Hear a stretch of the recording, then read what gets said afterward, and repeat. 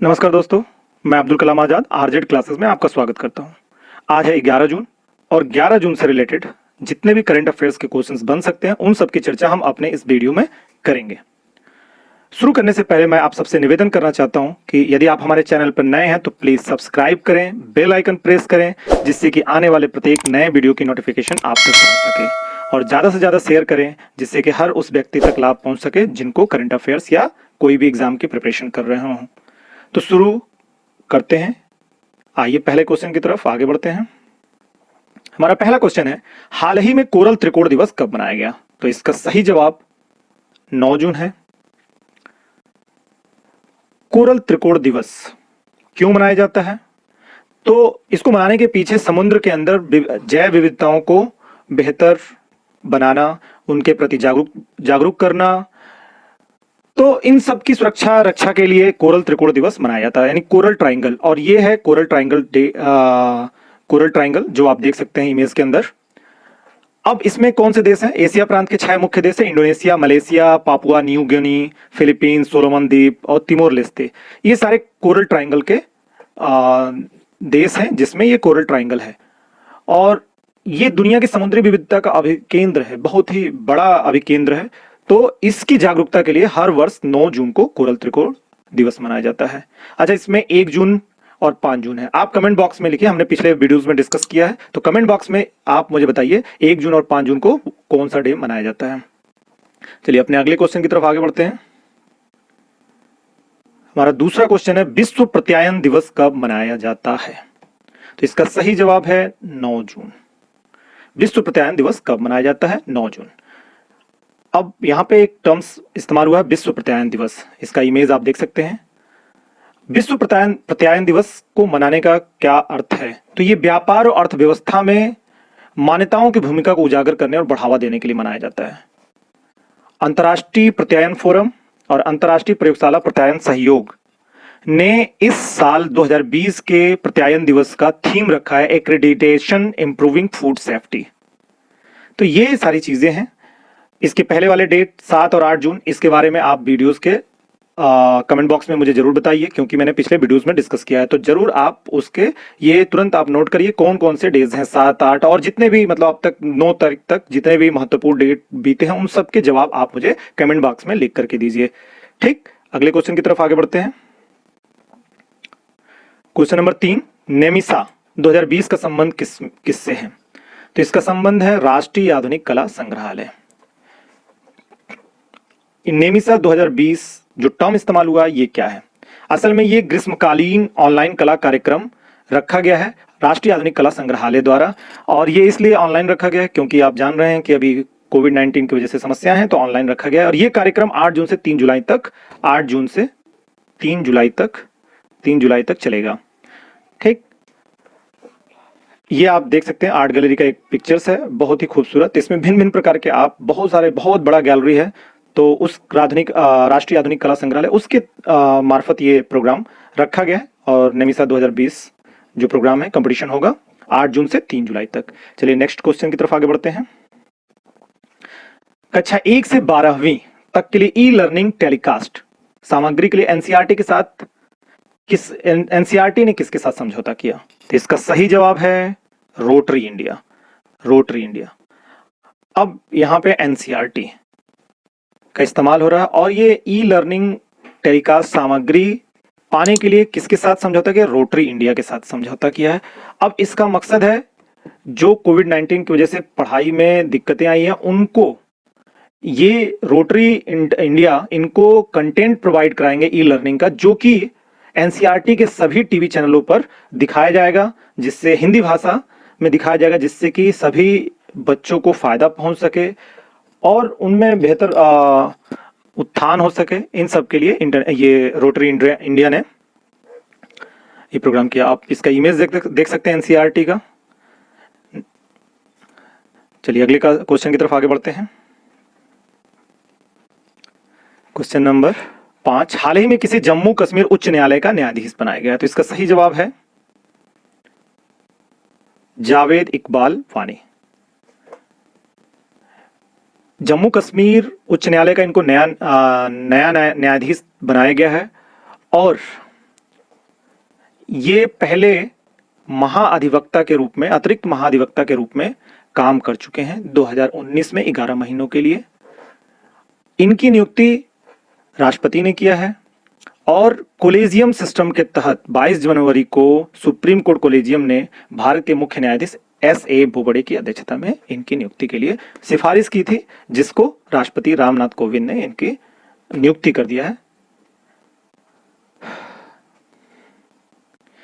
चलिए अगले वाले क्वेश्चन की तरफ आगे बढ़ते हैं। हमारा अगला क्वेश्चन है, भारत ने हाल ही में किसके साथ बिजली सहयोग के लिए समझौता ज्ञापन पर हस्ताक्षर किया? तो इसका सही जवाब है डेनमार्क। डेनमार्क। बिजली सहयोग, ये जो टर्म इस्तेमाल हुआ ये क्या है? तो बिजली सहयोग, अब भारत और डेनमार्क ने बिजली सहयोग विकसित करने के लिए एक MOU यानी कि समझौता ज्ञापन पर हस्ताक्षर किए हैं। अब इसका उद्देश्य क्या है? इसका उद्देश्य है कि डेनमार्क और भारत की बिजली मंत्रालय, इन दोनों को मिलकर के ऊर्जा, जनोपयोगी सेवाएं और जलवायु मंत्रालय के क्षेत्र में विकास करना, सहयोग करना, ये इनका मेन लक्ष्य है। अब बात करते हैं हम डेनमार्क। तो हम नक्शे में देखेंगे डेनमार्क कहां पे है। तो ये आप देख सकते हैं नक्शे में डेनमार्क है और ये डेनमार्क की प्रधानमंत्री हैं। डेनमार्क की प्रधानमंत्री है मेटी फ्रेडरिक्सन, आप इनको देख सकते हैं। चलिए अगले क्वेश्चन की तरफ आगे बढ़ते हैं। हाल ही में भारत में गूगल क्लाउड के वरिष्ठ निदेशक के पद पर किसे नियुक्त किया गया? तो इसका सही जवाब है अनिल वल्लूरी। अनिल वल्लूरी भारत में गूगल क्लाउड के प्रेसिडेंट बनने से पहले ये नेट ऐप में भारत और सार्क के ऑपरेशन के अध्यक्ष थे और इनका हाईटेक इंडस्ट्रीज के अंदर सेल्स और मार्केटिंग का 30 वर्षों से अधिक का अनुभव है। और इसके अलावा ये बैंकिंग, दूरसंचार, सार्वजनिक क्षेत्र, विनिर्माण क्षेत्र में भी इन्होंने कई सारी टेक्निकल बदलावों का नेतृत्व कर चुके हैं और अब गूगल क्लाउड में ये वरिष्ठ सलाहकार निदेशक के पद पर इनको नियुक्त किया गया है और आप देख सकते हैं ये। अगले क्वेश्चन की तरफ आगे बढ़ते हैं। अबू धाबी निवेश प्राधिकरण ने ADIA ने हाल ही में भारत की किस कंपनी के साथ निवेश किया? तो इसका सही जवाब है जियो प्लेटफॉर्म। जियो प्लेटफॉर्म के बारे में अगर हम बात करें तो जियो प्लेटफॉर्म एक सब्सिडायरी कंपनी है जियो की, रिलायंस इंडस्ट्रीज की। और रिलायंस इंडस्ट्रीज के मालिक आप जानते हैं मुकेश अंबानी है, ये उनका फोटो है, आप देख सकते हैं।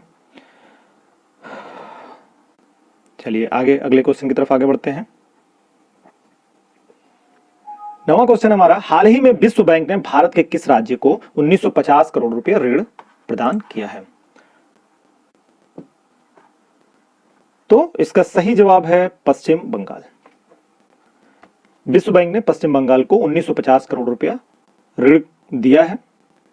अब यह ऋण कोविड-19 की स्थिति से निपटने और विकासात्मक कार्यों को करने के लिए किया गया है। अब लगभग 850 करोड़ रुपया सामाजिक कार्य यानी कि कोविड-19 से लड़ने के लिए होगा और 1100 करोड़ रुपया औद्योगिक अवसंरचना यानी कि डेवलपमेंट और बाकी वगैरह कामों के लिए किया जाएगा। पश्चिम बंगाल की बात करें तो पश्चिम बंगाल की मुख्यमंत्री हैं ममता बनर्जी, आप उनको इस तस्वीर में देख सकते हैं। और पश्चिम बंगाल अगर टर्म्स इस्तेमाल होता है तो एक सबसे बेहतरीन मुझे फिगर याद आया, वो है सुंदरवन डेल्टा। तो उसका फिगर ये है, ये भारत का सबसे बड़ा डेल्टा वन है, तो आप इसको नोट रखिए। अगले क्वेश्चन की तरफ आगे बढ़ते हैं। मुख्यमंत्री शहरी पथ व्यवसायी उत्थान योजना का संबंध किस राज्य से है? तो इसका सही जवाब है मध्य प्रदेश। मध्य प्रदेश सरकार ने मुख्यमंत्री शहरी पथ व्यवसायी उत्थान योजना की शुरुआत किया है और इसके लिए शहरी निकायों को 300 करोड़ रुपया हस्तांतरित किया गया है। अब ये पथ विक्रेता आत्मनिर्भर निधि कार्यक्रम प्रधानमंत्री के जो योजना शुरू हुई है उसके अंतर्गत है। इसमें छोटे व्यापारियों, ठेले वाले, फेरी वाले, इन लोगों को 10,000 रुपया कर्ज के रूप में दिया जाएगा। कितना? 10,000 रुपया दिया जाएगा और ब्याज के रूप में जो भी ब्याज होगा, एक तो बहुत मामूली ब्याज लगाएगी गवर्नमेंट 5% और उस 5% को भी सरकार वहन करेगी। तो ये इसका उद्देश्य है। अब मध्य प्रदेश टर्म्स इस्तेमाल हुआ तो मध्य प्रदेश के मुख्यमंत्री हैं शिवराज सिंह चौहान, जिनको आप इस फोटो में देख सकते हैं। चलिए आगे बढ़ते हैं। आज का सवाल हमारा खत्म होता है, कल के सवाल का जवाब देखते हैं।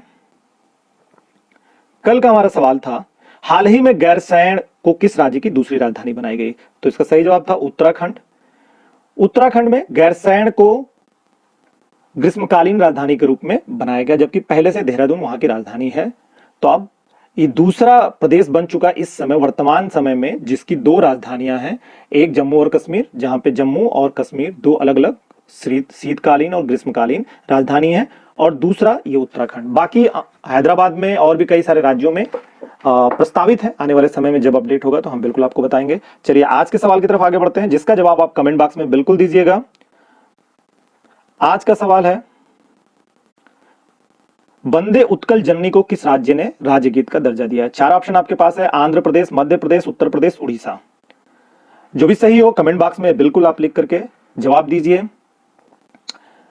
आज का सारे क्वेश्चन समाप्त होते हैं, धन्यवाद। और मैं अपनी बात खत्म करने से पहले फिर से आप सबसे निवेदन करना चाहता हूं कि आप यदि हमारे चैनल पर नए हैं तो प्लीज सब्सक्राइब करें, लाइक करें और बेल आइकन प्रेस करें, जिससे कि आपको प्रत्येक दिन की वीडियोस की नोटिफिकेशन मिल सके, और ज्यादा से ज्यादा शेयर करें। अगर आप इस वीडियोस की पीडीएफ लिंक में मैंने दे दिया, पीडीएफ लिंक मैंने डिस्क्रिप्शन लिंक में दे दिया है, तो आप वहां से डाउनलोड कर सकते हैं। आप हमारे टेलीग्राम चैनल को फॉलो कर सकते हैं, फेसबुक फॉलो कर सकते हैं। तो आज के लिए धन्यवाद, नमस्कार।